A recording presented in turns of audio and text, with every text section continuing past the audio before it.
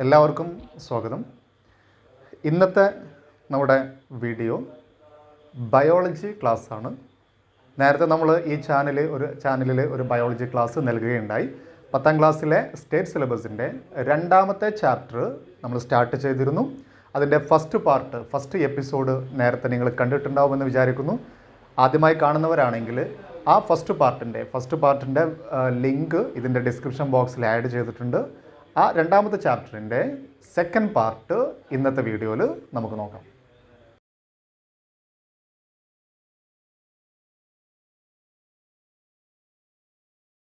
പ്രിയ വിദ്യാർത്ഥികളെ, NSCC മാത്സിലൂടെ കഴിഞ്ഞ എപ്പിസോഡിൽ നമ്മൾ ബയോളജിയുടെ 10ാം ക്ലാസ്സിലെ ബയോളജിയുടെ 2ാമത്തെ ചാപ്റ്ററിൽ തുടങ്ങി വയ്ക്കുകയുണ്ടായി. ആ എപ്പിസോഡിൻ്റെ തുടർച്ചയാണ് നമ്മളിവിടെ പറയാൻ പോകുന്നത്. 2ാമത്തെ ചാപ്റ്റർ അറിവിൻ്റെ വാതായനങ്ങൾ അഥവാ വിൻഡോസ് ഓഫ് നോളജ് ആയിരുന്നു 2ാമത്തെ ചാപ്റ്റർ. ആ വിൻഡോസ് ഓഫ് നോളജിലെ അറിവിൻ്റെ വാതായനങ്ങളിലെ നമ്മൾ അന്ന് പറഞ്ഞതുപോലെ നമുക്കൊരു വീഡിയോയിലൂടെ എളുപ്പം സംവദിക്കാൻ പറ്റുന്ന ഒരു ഓർഗനാണ് നമ്മൾ സെലക്ട് ചെയ്തിരിക്കുന്നത്, ചെവി അഥവാ ഇയർ. അവിടെ നമ്മൾ ചെവിയുടെ ഘടന, സ്ട്രക്ചർ ഓഫ് ഇയർ വളരെ വിശദമായിട്ട് ചർച്ച ചെയ്ത് കഴിഞ്ഞതാണ്. മനസ്സിലായിട്ടുണ്ടാകും എന്നാണ് വിശ്വസിക്കുന്നത്. എന്തൊക്കെയാണ് അതിൻ്റെ പാർട്സ് ഓഫ് ഇയർ, ഓരോ പാർട്സിൻ്റെയും ഫങ്ഷൻ എന്തൊക്കെയാണ്, അതിൻ്റെ പൊസിഷൻ എവിടെയൊക്കെയാണ് തുടങ്ങിയ കാര്യങ്ങൾ വളരെ വിശദമായി നമ്മൾ 1ാമത്തെ എപ്പിസോഡിനകത്ത് പറഞ്ഞിട്ടുണ്ട്. ഇവിടേക്ക് നിങ്ങൾ ആ ക്ലാസ്സിൽ പറഞ്ഞ പല കാര്യങ്ങളും ഇങ്ങോട്ട് ആവശ്യമായി വരും, ഞാൻ ചോദിക്കും. ഓക്കെ, മനസ്സിലെങ്കിൽ അതിൻ്റെ ഉത്തരം ഒന്ന് പറയാനുള്ള ശ്രമം നടത്തിയിരിക്കണം എന്നുള്ള. ഓക്കെ, നമ്മളവിടെ ചെവിയുടെ ഭാഗങ്ങളെ, സ്ട്രക്ചർ ഓഫ് ഇയറിൽ ചെവിക്കകത്ത് കാണുന്ന ഓർഗൻസിനെ 3ആയിട്ട് ക്ലാസിഫൈ ചെയ്തായിരുന്നു. എങ്ങനെ? External ear, middle ear, inner ear, ബാഹ്യകർണം, മധ്യകർണം, ആന്തരകർണം എന്നിങ്ങനെ 3ആയിട്ട് നമ്മൾ ക്ലാസിഫൈ ചെയ്തു വെച്ചു.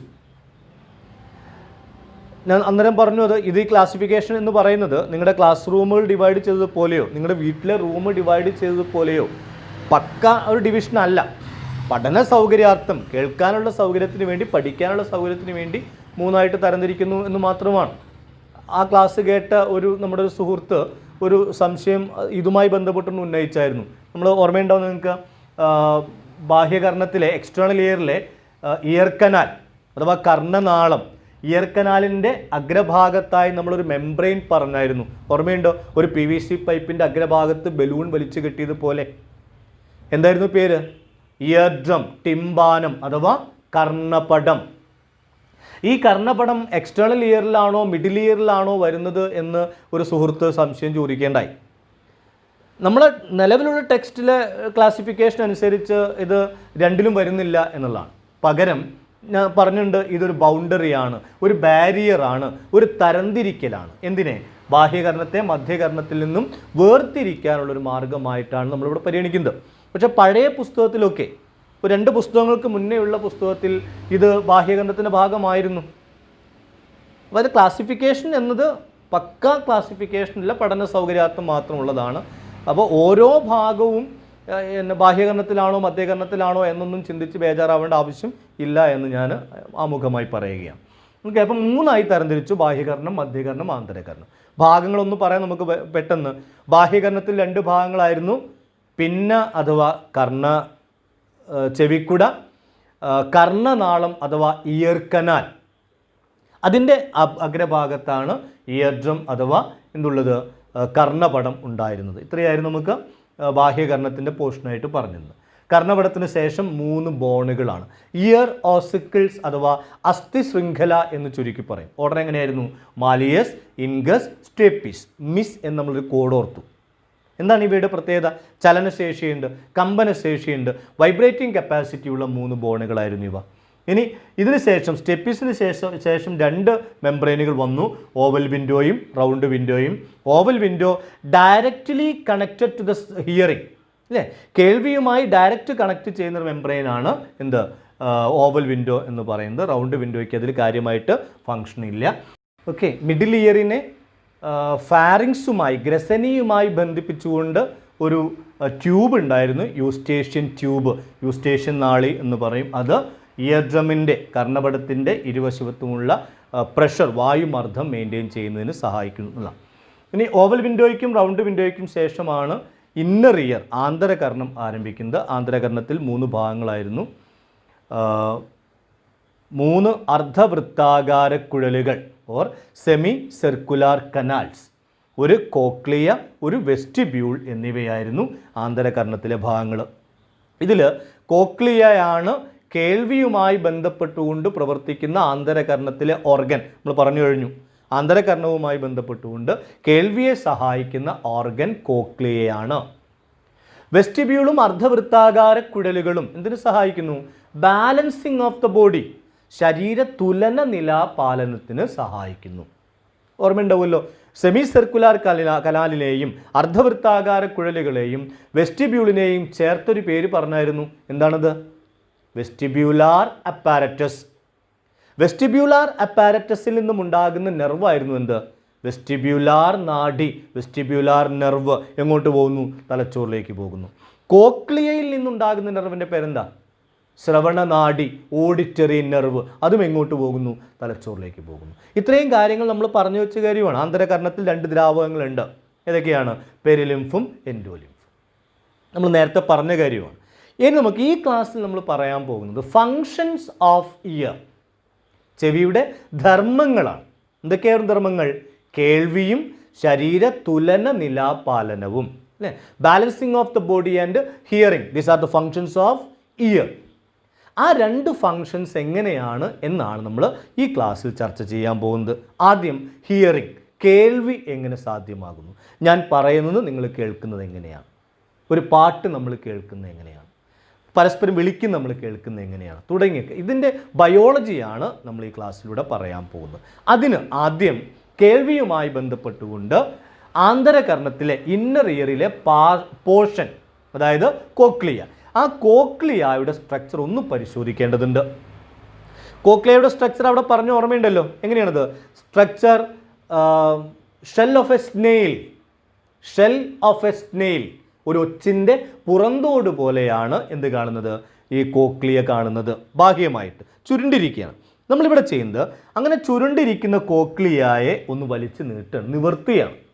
അതേ കോക്ലിയ തന്നെയാണ്, ചുരുണ്ടിട്ടായിരുന്നു, നമ്മൾ നിവർത്തി. അങ്ങനെ നിവർത്തിയപ്പോൾ കോക്ലിയയിൽ കാണുന്ന എന്താണ്? കോക്ലിയക്കകത്ത് 3 ലെയറുകൾ കാണുന്നു. മുകളിലും മധ്യത്തിലും താഴെയുമായി 3 ലെയറുകൾ. ഇതിൽ ഒന്നാമത്തെയും മൂന്നാമത്തെയും ലെയറിൽ പെരിലിംഫ് എന്ന ഫ്ലൂയിഡ് നിറഞ്ഞിരിക്കുന്നു. ഒന്നാമത്തെയും മൂന്നാമത്തെയും ലെയറിൽ പെരിലിംഫും രണ്ടാമത്തെ ലെയറിൽ എൻഡോലിംഫുമാണ് കാണുന്നത്. രണ്ടാമത്തെ ലെയറിൽ എന്താണ്? എൻഡോലിംഫ്. അപ്പോൾ കോക്ലിയയ്ക്കകത്ത് 2 ഫ്ലൂയിഡുണ്ട്, പെരിലിംഫും ഉണ്ട്, എൻഡോലിംഫും ഉണ്ട്. പൊസിഷൻ വ്യക്തമായി പറയുന്നു. ഒന്നാമത്തെയും മൂന്നാമത്തെയും ലെയറിൽ പെരിലിംഫും രണ്ടാമത്തെ ലെയറിൽ എൻഡോലിംഫുമാണ്. ഈ ഓരോ ലെയറിനും പ്രത്യേകം പേര് തന്നെയുണ്ട്. നമ്മുടെ സിലബസിൽ ഇല്ലാത്തതുകൊണ്ട് ഞാൻ ഇവിടെ മെൻഷൻ ചെയ്യുന്നില്ല എന്ന് മാത്രമാണ്. ഇനി രണ്ടാമത്തെയും മൂന്നാമത്തെയും ലെയറിനെ സെപ്പറേറ്റ് ചെയ്തുകൊണ്ട് ഒരു മെംബ്രെയിൻ, ഒരു സ്തരം കാണുന്നുണ്ട്. ആ സ്തരത്തിൻ്റെ പേര് ബേസിലാർ മെംബ്രെയിൻ അഥവാ സ്തരം എന്നാണ്. ബേസിലാർ സ്തരം, ബേസിലാർ മെംബ്രെയിൻ. എന്താണ്? രണ്ടാമത്തെയും മൂന്നാമത്തെയും ലെയറിനെ സെപ്പറേറ്റ് ചെയ്യുന്ന ഒരു മെംബ്രെയിനാണ് ബേസിലാർ മെംബ്രെയിൻ ഓർ ബേസിലാർ സ്തരം.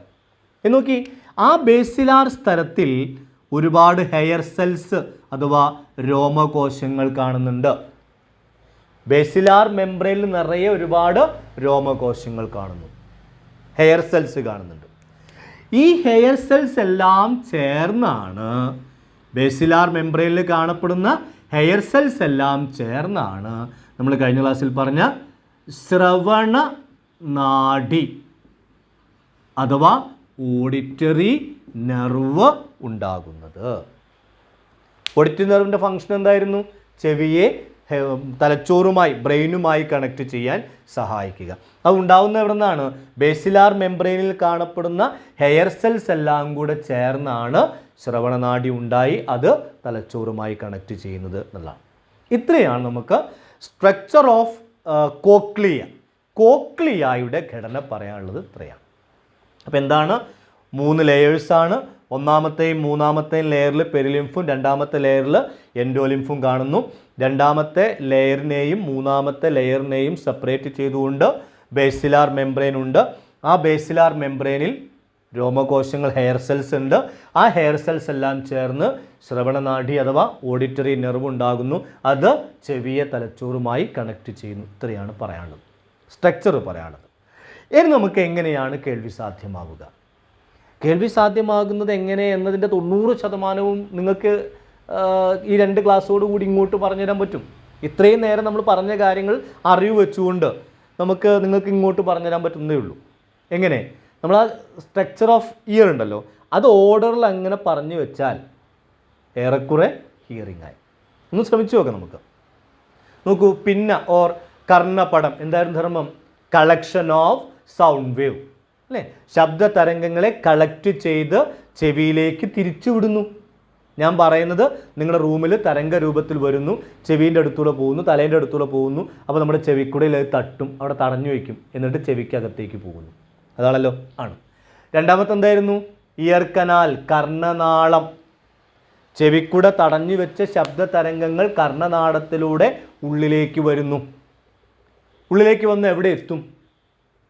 കർണപടത്തിൽ. കാരണം ഒരു PVC പൈപ്പിൻ്റെ അഗ്രഭാഗത്ത് ബലൂണ് വലിച്ച് കെട്ടിയതുപോലെ എന്ത് കാണുന്നുണ്ട്?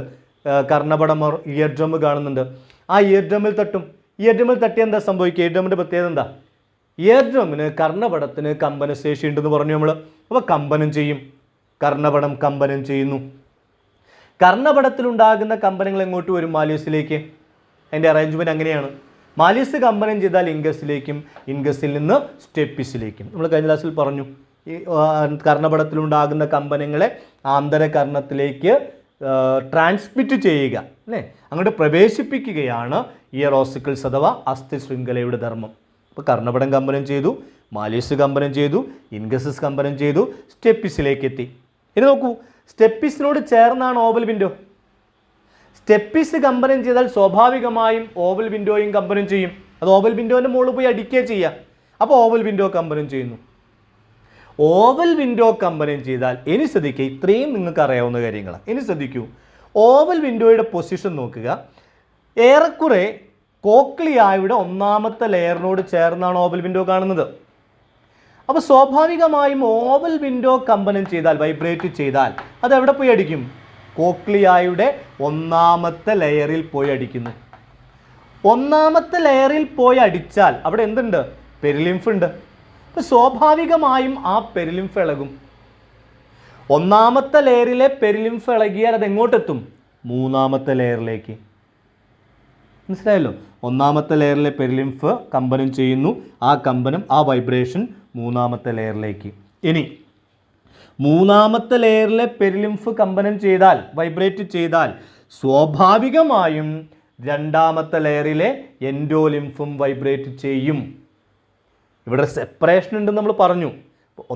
രണ്ടാമത്തെയും മൂന്നാമത്തെയും ലെയറുകൾ തമ്മിൽ സെപ്പറേറ്റ് ചെയ്യപ്പെട്ടിരിക്കുന്നത് കോൺക്രീറ്റ് മതിൽ കൊണ്ടല്ല, ഒരു സ്ഥലം കൊണ്ടാണ്, ഒരു മെംബ്രെയിൻ കൊണ്ടാണ്.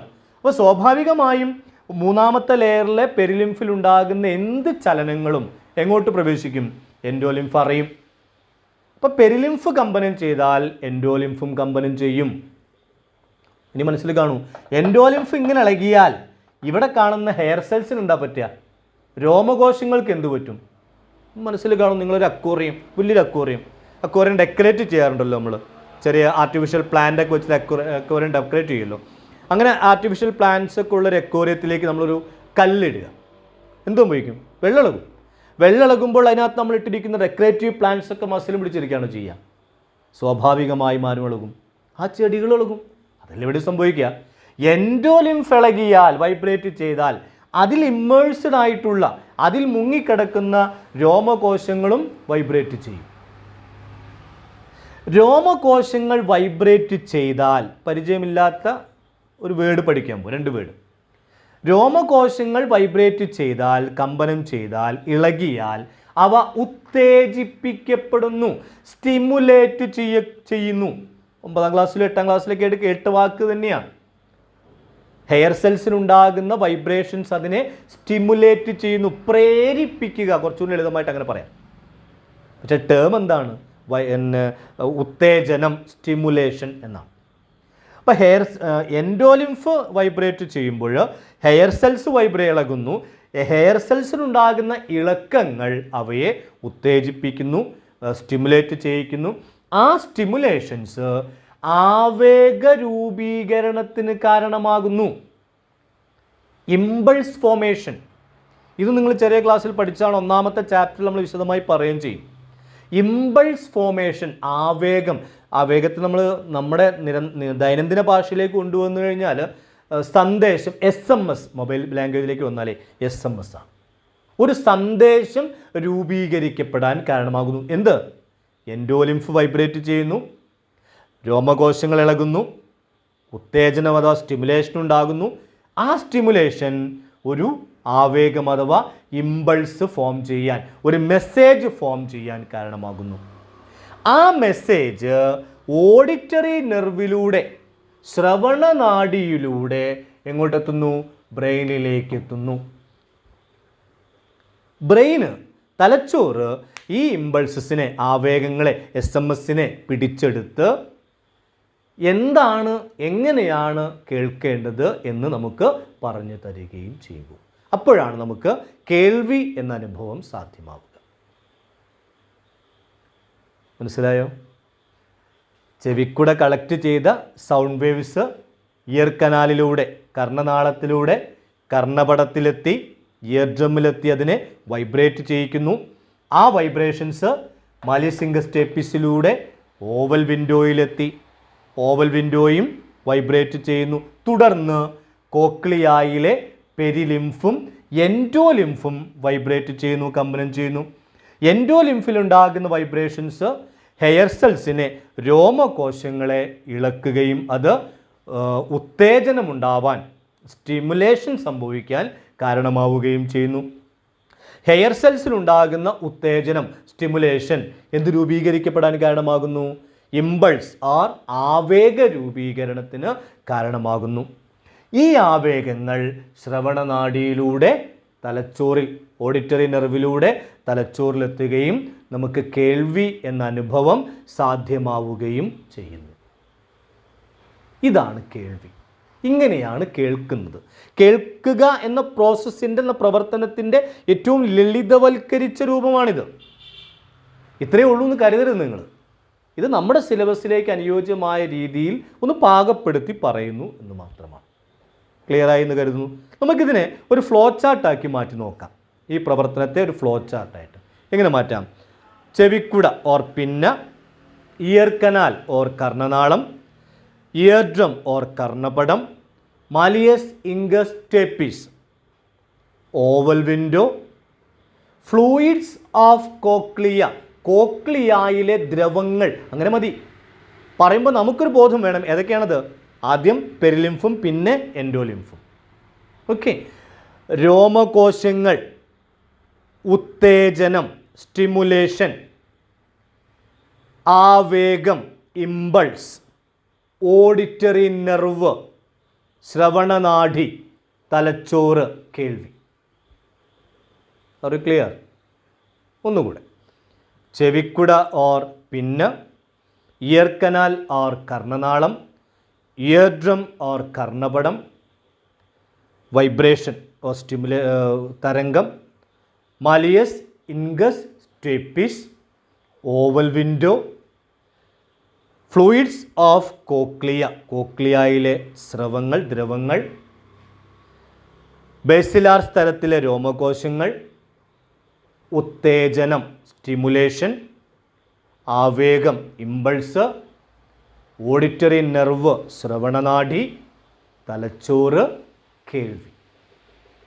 ഇതാണ് കേൾവിയുമായി ബന്ധപ്പെട്ട ഫ്ലോ ചാർട്ട്. പരീക്ഷയ്ക്ക് ഇടയ്ക്കിടയ്ക്ക് ചോദിക്കുന്നതാണ് ഈ ഫ്ലോ ചാർട്ടുകൾ. നമ്മൾ ഇവിടെ ചർച്ച ചെയ്യുന്ന ആദ്യത്തെ ഫ്ലോ ചാർട്ടാണ് ഹിയറിങ്ങുമായി ബന്ധപ്പെട്ട ഫ്ലോ ചാർട്ട്. പറഞ്ഞു നോക്കാമല്ലോ. ഒന്നുകൂടെ നമുക്ക് എല്ലാവരും കൂടെ പറഞ്ഞു നോക്കാം. ഇയർ ഡ്രം ഓർ ചെവിക്കുട, ഇയർ കനാൽ ഓർ കർണനാളം, ഇയർ ഡ്രം ഓർ കർണപടം, malleus incus stapes, oval window, fluids of cochlea or കോക്ലിയയിലെ ദ്രവങ്ങൾ, ബേസിലാർ സ്ഥലത്തിലെ രോമകോശങ്ങൾ, ഉത്തേജനം സ്റ്റിമുലേഷൻ, ഇമ്പൾസ് ആവേഗം, ശ്രവണനാഡി auditory nerve, brain, hearing or കേൾവി. ഇതാണ് കേൾവി.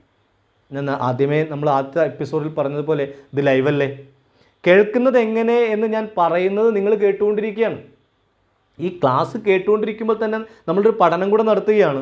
ഞാനിതെങ്ങനെയാണ് കേട്ടത്, ഞാനിത് കേൾക്കുമ്പോൾ എൻ്റെ ചെവിക്കകത്തും എൻ്റെ തലച്ചോറിൽ നടക്കുന്ന രാസമാറ്റങ്ങൾ എന്തൊക്കെയാണ് എന്ന് മനസ്സിലാക്കാനുള്ളൊരു താല്പര്യം കാണിച്ചാൽ മതി. അതാണ് ഞാൻ ആദ്യ ക്ലാസ്സിലേ പറഞ്ഞിട്ടുള്ളത്. ബയോളജി ഏറെക്കുറെ ലൈവാണ്, ഒരു ലൈവ് പ്രോഗ്രാമാണ്. ആ താല്പര്യത്തോടു കൂടി നിങ്ങൾ ബയോളജിയെ കാണുക എന്നുള്ളതാണ്. ഓക്കെ, ഇതാണ് കേൾവി. ഇനി രണ്ടാമത്തെ ധർമ്മം എന്താണ്? Balancing of the body. എങ്ങനെയാണ് ബാലൻസ് സാധ്യമാവുക, തുലന നില സാധ്യമാകുന്നത്, ഇങ്ങനെ നിൽക്കാനും നടക്കാനും വീഴാതിരിക്കാനും ഒക്കെ നമുക്ക് കഴിയുന്നത് എങ്ങനെയാണ്? അതിന് സഹായിക്കുന്ന ഇൻറ്റേർണൽ ഇയറിൽ ഓർഗൻസ് എന്തൊക്കെയാണ്? വെസ്റ്റിബ്യൂളാർ അപ്പാരറ്റസ്, 3 സെമി സർക്കുലാർ കനാൽ അഥവാ അർദ്ധവൃത്താകാര കുഴലുകൾ, ഒരു വെസ്റ്റിബ്യൂൾ. നമുക്ക് എന്താ സംഭവിക്കുന്നതെന്ന്, ഈ 2 ദ്രവങ്ങൾ ഓർഗൻസിനകത്തും വെസ്റ്റിബ്യൂളിനകത്തും സെമി സർക്കുലാർ കനാലിൻ്റെ അകത്തും എന്തുണ്ട്? രോമകോശങ്ങളുണ്ട്, പെരിലിംഫുണ്ട്. 3 അർദ്ധവൃത്താകാര കുഴലുകൾക്കകത്തും വെസ്റ്റിബ്യൂളിനകത്തും പെരിലിംഫുണ്ട്. ആ പെരിലിംഫിൽ മുങ്ങി രോമകോശങ്ങളുണ്ട്. ആ രോമകോശങ്ങളെല്ലാം ചേർന്നാണ് വെസ്റ്റിബ്യൂലാർ നെർവ്, വെസ്റ്റിബ്യൂലാർ നാഡി ഉണ്ടാവുക. അത് എവിടെ ആരുമായി കണക്ട് ചെയ്യുന്നു? തലച്ചോറുമായി ചെവിയെ കണക്ട് ചെയ്യുന്നു, സഹായിക്കുന്നു. ഇത്ര ഓർമ്മയുണ്ടല്ലോ. അപ്പോൾ ഇതിനകത്ത് സ്ട്രക്ചർ നമുക്ക് കൂടുതലായിട്ട് പഠിക്കാനില്ല, ഇത്ര ഓർക്കാനുള്ളൂ. സെമി സർക്കുലാർ കനാൽ അഥവാ അർദ്ധവൃത്താകാര കുഴലിൻ്റെ ഉള്ളിലും വെസ്റ്റിബ്യൂളിനുള്ളിലും പെരിലിംഫുണ്ട്. ആ പെരിലിംഫിൽ മുങ്ങി രോമകോശങ്ങൾ, ഹെയർ സെൽസ് ഉണ്ട്. ആ ഹെയർ സെൽസ് എല്ലാം ചേർന്നാണ് വെസ്റ്റിബ്യൂലാർ നെർവ് ഉണ്ടാകുന്നത്. ഇത്രയും ഓർത്തു വയ്ക്കുക. ഇനി എന്താ സംഭവിക്കുന്നു നോക്കൂ. തലയിലോ മറ്റേതെങ്കിലും ബോഡി പോർഷൻസിലോ ഉണ്ടാകുന്ന മൂവ്മെൻറ്റ്സ്, തലയിലോ മറ്റേതെങ്കിലും ബോഡി പോർഷൻസിലോ ഉണ്ടാകുന്ന എല്ലാ ചലനങ്ങളും വെസ്റ്റിബ്യൂളിലെയും സെമി സർക്കുലാർ കനാലിലെയും പെരിലിംഫിൽ ചലനമുണ്ടാവാൻ കാരണമാകുന്നു. തല ചലിക്കുമ്പോഴും ബോഡി പാർട്സ് ചലിക്കുമ്പോഴും എന്ത് സംഭവിക്കുന്നുണ്ട്? വെസ്റ്റിബ്യൂളിലെയും സെമി സർക്കുലാർ കനാലിലെയും ഫ്ലൂയിഡ്, ഏതാണ് ഫ്ലൂയിഡ്? പെരിലിംഫ് ചലിക്കുന്നു. പെരിലിംഫ് ചലിച്ചാൽ അതിൽ മുങ്ങിക്കിടക്കുന്ന രോമകോശങ്ങൾ, ഹെയർ സെൽസ് ഓൾസോ വൈബ്രേറ്റ്, അവൻ ചലിക്കും. നമ്മൾ നേരത്തെ അക്വരത്തിൻ്റെ കാര്യം പറഞ്ഞതുപോലെയാണ്. പെരിലിംഫ് ചലിക്കുമ്പോൾ അതിൽ മുങ്ങിക്കിടക്കുന്ന രോമകോശങ്ങൾ ചലിക്കുകയും രോമകോശങ്ങൾ ചലിച്ചാൽ അത് ഉത്തേജിപ്പിക്കപ്പെടുകയും സ്റ്റിമുലേറ്റ് ചെയ്യപ്പെടുകയും, ആ സ്റ്റിമുലേഷൻ എന്തിന് കാരണമാകും? സ്റ്റിമുലേറ്റ് ചെയ്യപ്പെട്ടാൽ എന്തുണ്ടാകും? ഇമ്പൾസ്, ഒരു ആവേഗമുണ്ടാകും. ഈ ആവേഗങ്ങളെ, ഈ ഇമ്പൾസസിനെ വെസ്റ്റിബ്യൂലാർ നെർവിലൂടെ ബ്രെയിനിലേക്ക്, തലച്ചോറിലേക്ക് എത്തിക്കുകയും തലച്ചോറ് വിവിധ ബോഡി മസിൽസിന് എന്താണ് ചെയ്യേണ്ടത് എന്ന് നിർദ്ദേശം കൊടുക്കുകയും ചെയ്യും. എങ്ങനെയാണ് പ്രവർത്തിക്കേണ്ടത് എന്ന് നിർദ്ദേശം ആര് കൊടുക്കും? തലച്ചോറ് കൊടുക്കും. തലച്ചോറിൻ്റെ നിർദ്ദേശങ്ങൾക്കനുസരിച്ച് നമ്മുടെ ബോഡി മസിൽസ് പ്രവർത്തിക്കുമ്പോഴാണ് നമുക്ക് ബാലൻസ് മെയിൻറ്റെയിൻ ചെയ്യാൻ പറ്റുക. കഴിഞ്ഞു. ഇപ്പം എന്താ സംഭവിച്ചേ? ഹെഡിലോ മറ്റേതെങ്കിലും ബോഡി പാർട്സിലോ എന്തെങ്കിലും മൂവ്മെൻറ്റ്സ്, ചലനങ്ങളുണ്ടായാൽ വെസ്റ്റിബ്യൂളിലെയും സെമി സർക്കുലാർ കനാലിലെയും അർദ്ധവൃത്താകാര കുഴലിലെയും എൻഡോലിംഫ് ചലിക്കുന്നു. എൻഡോലിംഫിലുണ്ടാകുന്ന ചലനങ്ങൾ എന്തിന് കാരണമാകുന്നു? ഞാൻ നേരത്തെ എവിടെയോ പെരിലിംഫ് പറഞ്ഞു പോയിട്ടുണ്ടെന്ന് തോന്നുന്നു, തിരുത്തികൾ. പെരിലിംഫ് അല്ല, എൻഡോലിംഫ് ചലിക്കുന്നു. നമ്മൾ കഴിഞ്ഞ ക്ലാസ്സിൽ പറഞ്ഞിട്ടുണ്ട്, ഓർഗൻസിനകത്ത് കാണുന്ന ഫ്ലൂയിഡ് ഏതാണ്? എൻഡോലിംഫാണ്. നേരത്തത് പെരിലിംഫ് എന്ന് പറഞ്ഞു പോയിട്ടുണ്ടെങ്കിൽ പെരിലിംഫ് അല്ല, എൻഡോലിംഫാണ്. അപ്പോൾ വെസ്റ്റിബ്യൂളിലെയും സെമി സർക്കുലാർ കനാലിലെയും എൻഡോലിംഫിൽ ചലനമുണ്ടാകുന്നു. എൻഡോലിംഫിലുണ്ടാകുന്ന ചലനങ്ങൾ എന്തിന് കാരണമാകും? ഹെയർ സെൽസിനെ, രോമകോശങ്ങളെ വൈബ്രേറ്റ് ചെയ്യിക്കുന്നു. വൈബ്രേഷൻ സ്റ്റിമുലേഷൻ ഉണ്ടാവാൻ കാരണമാകുന്നു. സ്റ്റിമുലേഷൻ ഇമ്പൾസ് ഫോമേഷന്, ആവേഗം രൂപീകരിക്കപ്പെടാൻ കാരണമാകുന്നു. ഈ ആവേഗങ്ങളെ വെസ്റ്റിബ്യൂലാർ നെർവിലൂടെ ബ്രെയിനിലേക്ക് എത്തിക്കുകയും ബ്രെയിന് നൽകുന്ന നിർദ്ദേശങ്ങൾക്കനുസരിച്ച് ബോഡി മസിൽസ് ആക്ട് ചെയ്യുമ്പോൾ, പ്രവർത്തിക്കുമ്പോൾ നമുക്ക് ബാലൻസ് ലഭിക്കുകയും ചെയ്യുന്നു. ഇങ്ങനെയാണ് ബാലൻസ് കിട്ടുക. ക്ലിയർ ആയോ? ഒറ്റ പ്രാവശ്യം കൂടെ പറയാം. തലയിലോ മറ്റേതെങ്കിലും ശരീരഭാഗങ്ങളിലോ ഉണ്ടാകുന്ന ചലനങ്ങൾ, മൂവ്മെൻറ്റ്സ്, വെസ്റ്റിബ്യൂളിലെയും സെമി സർക്കുലാർ കനാലിലെയും എൻഡോലിംഫിൽ ചലനമുണ്ടാക്കാൻ കാരണമാകുന്നു. ആ ചലനങ്ങൾ ഹെയർ സെൽസിനെ, രോമകോശങ്ങളെ ചലിപ്പിക്കുകയും ഉത്തേജിപ്പിക്കുകയും ചെയ്യുന്നു. ഉത്തേജന ഫലമായി, സ്റ്റിമുലേഷൻ്റെ ഫലമായി രൂപം കൊള്ളുന്ന ഇമ്പൾസസ്, ആവേഗങ്ങളെ വെസ്റ്റിബ്യുലാർ നെർവിലൂടെ തലച്ചോറിലേക്ക് എത്തിക്കുകയും ബ്രെയിനിലേക്ക് എത്തിക്കുകയും ബ്രെയിന് നൽകുന്ന മറുപടികൾക്കനുസരിച്ച്, മെസ്സേജസിനനുസരിച്ച് ബോഡി മസിൽസ് ആക്ട് ചെയ്യുമ്പോൾ, പ്രവർത്തിക്കുമ്പോൾ നമുക്ക് ബാലൻസ് മെയിൻറ്റെയിൻ ചെയ്യാൻ സാധിക്കുകയും ചെയ്യുന്നു. ഇതാണ് ചെവിയുടെ രണ്ടാമത്തെ ഫങ്ഷനായ ബാലൻസിങ് ഓഫ് ദ ബോഡി എന്ന് പറയുന്നത്. ബാലൻസിങ് ഓഫ് ദ ബോഡി എനിക്ക് തോന്നി നമ്മുടെ പുസ്തകത്തിനകത്ത് വളരെ ലഘുമായി മാത്രമേ പറഞ്ഞിട്ടുള്ളൂ. പഴയ ടെക്സ്റ്റിനകത്ത് കുറച്ചും കൂടെ വിശദമായിട്ട് പഠിക്കാനുണ്ടായിരുന്നു. ഇവിടെ പക്ഷേ വളരെ ലഘുമായിട്ട് മാത്രമേ പഠിക്കുന്നുള്ളൂ. ഇവിടെ നമുക്കൊന്ന് ഫ്ലോ ചാർട്ടാക്കി മാറ്റി നോക്കാം. തലയിലോ മറ്റേതെങ്കിലും ശരീരഭാഗങ്ങളിലോ ഉണ്ടാകുന്ന ചലനം, വെസ്റ്റിബ്യൂൾ, അർദ്ധവൃത്താകാര കുഴലുകൾ എന്നിവിടങ്ങളിലെ എൻഡോലിംഫിലെ ചലനം, രോമകോശങ്ങൾ ഉത്തേജിപ്പിക്കപ്പെടുന്നു, ആവേഗം ഓർ ഇമ്പൾസ്, വെസ്റ്റിബ്യുലാർ നെർവ് ഓർ വെസ്റ്റിബ്യുലാർ നാഡി, തലച്ചോറ്, ബാലൻസിങ് ഓഫ് ദ ബോഡി, ശരീര തുലന നിലാപാലനം. ഇത്രയാണ് നമുക്ക് എങ്ങനെയാണ് ബാലൻസ് നിലനിർത്താൻ കഴിയുന്നത് എന്നതുമായി ബന്ധപ്പെട്ടുകൊണ്ട് ഓർക്കാനുള്ളത്. ഇപ്പോൾ ചെവിയുമായി ബന്ധപ്പെട്ടുകൊണ്ട് കഴിഞ്ഞ എപ്പിസോഡിൽ നമ്മൾ സ്ട്രക്ചർ ഓഫ് ഇയർ ചർച്ച ചെയ്തു. ഈ എപ്പിസോഡിൽ നമ്മൾ ഫങ്ഷൻസ് ഓഫ് ഇയർ, ചെവി നിർവഹിക്കുന്ന ധർമ്മങ്ങൾ എന്തൊക്കെയാണ് എന്നും വിശദമായി പറഞ്ഞു കഴിഞ്ഞു. പറഞ്ഞ കാര്യങ്ങളൊക്കെയും മനസ്സിലായിട്ടുണ്ടാകും എന്ന് വിചാരിക്കുന്നു. നേരത്തെ പറഞ്ഞതുപോലെ കഴിഞ്ഞ ക്ലാസ്സിൽ പറഞ്ഞ കാര്യങ്ങളെ ചേർത്തുകൊണ്ട് വേണം ഈ ക്ലാസ്സിൻ്റെ കാര്യങ്ങളും ആലോചിക്കേണ്ടത്. മറ്റൊരു എപ്പിസോഡിൽ നമുക്ക് ഈ ചാപ്റ്ററിലെ മറ്റൊരു അവയവവുമായി ബന്ധപ്പെട്ടുകൊണ്ട് വരാം. നന്നായി പഠിക്കുക. Good bye.